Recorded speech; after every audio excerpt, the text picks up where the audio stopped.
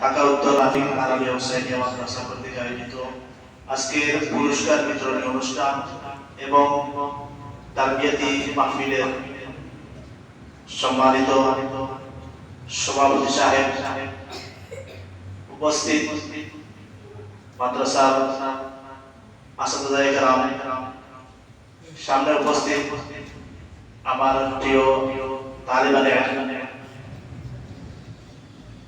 আমি প্রথমে শুকরিয়া আদায় করি আমাদের মাদ্রাসার স্বপ্নদ্রষ্টা সুনামধন্য মোহতামিম সাহেবের, যিনি মাদ্রাসার দায়িত্ব হাতে নেওয়ার পর থেকে মাদ্রাসার ছাত্রদের লেখাপড়া এবং ইলমি আমলি তারাক্কির জন্য, ইলমি আমলি উন্নতির জন্য বিভিন্ন সময় বিভিন্ন ধরনের প্রোগ্রাম হাতে নিয়েছেন। আমরা দেখতে পাচ্ছি এই সমস্ত প্রোগ্রামের মাধ্যমে কিছু ফলও আমাদের সামনে পরিলক্ষিত হচ্ছে। আমরা দেখতে পাচ্ছি অনেক ছাত্ররা ইস্তেফাদা হাসিল করছে। দিন দিন মাদ্রাসার লেখাপড়া এবং আমলের তারাক্কি হচ্ছে। এরই ধারাবাহিকতায় আমাদের মোহতামিম সাহেব আজকে পুরস্কার বিতরণী অনুষ্ঠানের আয়োজন করেছেন।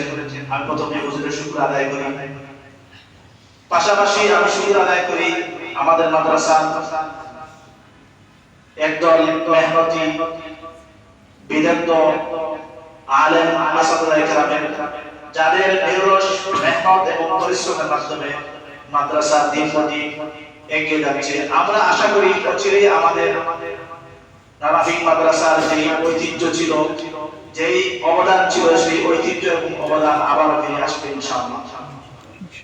আমি দুটি ঘটনা বলেই আমার বক্তব্য শেষ করবো ইনশাআল্লাহ। কয়েকদিন আগে আমাদের এলাকার এক ভাই দারুল করাচি মাদ্রাসায় ভর্তি হয়েছে। তার ভর্তি দাখিলা ইমতিহানের যে সওয়াল দেখেছি, সেই সওয়ালের মধ্যে 5টি বিষয়ে তার সওয়ালের মধ্যে ছিল। প্রথমে দাওরাত শেষে ভর্তি হবে, দাওরাত শেষে ভর্তি হওয়ার জন্য তাকে প্রথমে সরফ ইলমুস সরফের সওয়াল করা হয়েছে, দ্বিতীয় ইলমে নাহউর সওয়াল করা হয়েছে, তৃতীয় ইনশার সওয়াল করা হয়েছে, চতুর্থ বালাগতের সওয়াল করা হয়েছে, পঞ্চম ইলমে মানতিকের সওয়াল করা হয়েছে। আজকে আমরা যারা তালিবে ইলম, আজকে আমরা যারা ছাত্র, আমাদের জন্য এই 5টি ইলম অর্জন করা অতীব জরুরি। কিন্তু আমরা দেখতে পাই অনেক ছাত্র এমন আছে যারা মক্তব আউয়াল থেকে নিয়ে দাওরায়ে হাদিস পর্যন্ত পড়ে, এরা আরবি তো দূরের কথা, ইলমুস সরফ তো দূরের কথা, ইলমে নাহউ তো দূরের কথা, বাংলাও ভালোভাবে আমরা জানি না, বাংলাও ভালোভাবে আমরা পড়তে পারি না। এটা হলো দুঃখের বিষয়। আমরা যারা মাদ্রাসায় ভর্তি হয়েছি, আমাদের জন্য উচিত ইলমুস সরফ থেকে নিয়ে প্রত্যেকটা বিষয়ের উপর আমাদের কিছু না কিছু দখল থাকা। এজন্য মাদ্রাসার আসাদুজায়ে কেরাম যখন আমাদেরকে দর্শ দেন, দর্শের সময় আমরা উপরের জামাতের যে সমস্ত তালাবা আছি, আমরা প্রথমে হুজুর যে ইবারতটা পড়তেছেন, এই ইবারতে কখন কোন ইরাব, কেন এই ইরাব দিচ্ছেন, এটা এই বিষয়টা আমাদের প্রথমে আমরা হল করতে হবে। দ্বিতীয়ত হুজুর যে একটা ইবারতের তরজমা করছেন, কিভাবে তরজমা করছেন, সেই তরজমাটা আমাদেরকে শিখতে হবে। তৃতীয়ত এই হুজুর এই ইবারতের যে মতলব আমাদের সামনে বয়ান করেছেন, সেই মতলবটা আমাদের কি করতে হবে, বুঝতে হবে।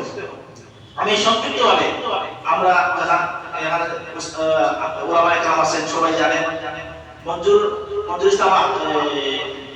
নোমানী রাহিমাহুল্লাহ, যিনি ভারতবর্ষের বড় একজন আলেম ছিলেন।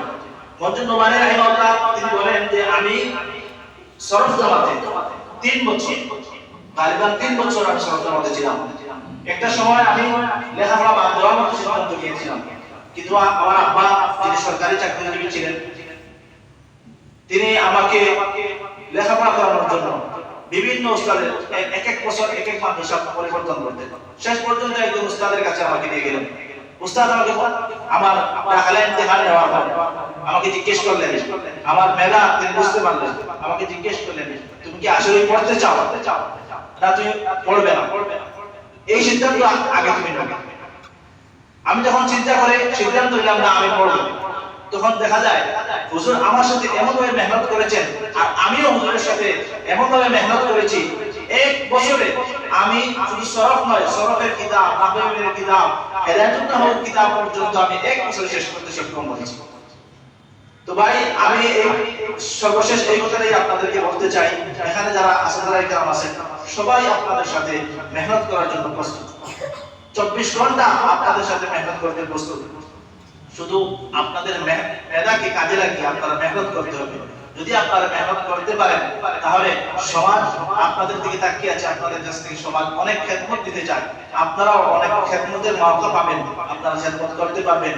দিনের অনেক চ্যালেঞ্জ সামনে আসছে, আপনারা এই সমস্ত চ্যালেঞ্জের মোকাবেলা করতে পারবেন, চ্যালেঞ্জের জবাব দিতে পারবেন। আমি আশা করি আপনারা সবাই মেহনতি হবেন, এই আশা ব্যক্ত করে আমি আমার বক্তব্য এখানে শেষ করলাম। ওয়া আখিরু দাওয়ানা আলহামদুলিল্লাহি রাব্বিল আলামিন।